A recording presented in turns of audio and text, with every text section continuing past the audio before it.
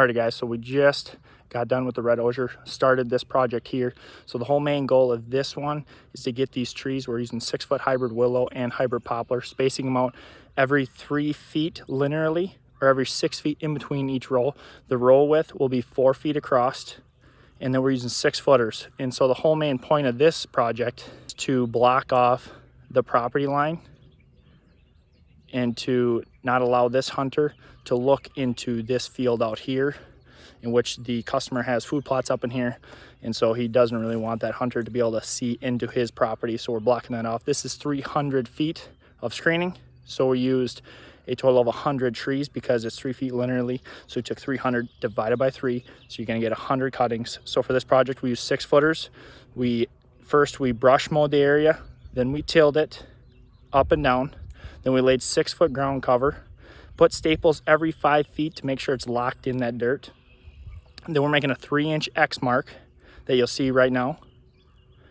And then what you're gonna see is us planting them into the ground. You're looking at about 18 to 24 inches deep into that dirt.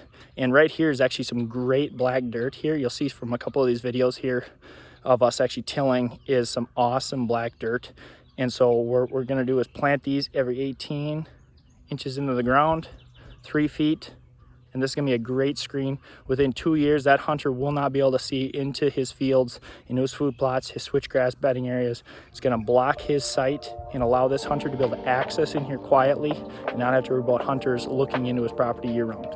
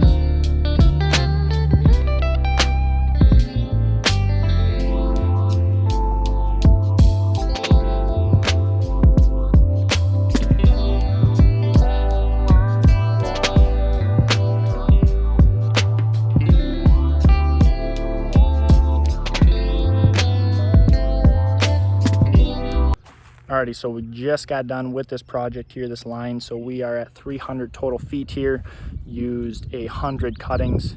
We ran a tape measure, every 3 feet was a cutting, double staggered row, 6-foot cuttings again, made an X, 3-inch X. You'll see from the video here, a 3-inch hole to make sure that that fabric has enough room so that cutting, when it grows, it's going to expand obviously that base, and that'll give it enough room that you don't have to come back within the first year and expand that hole out.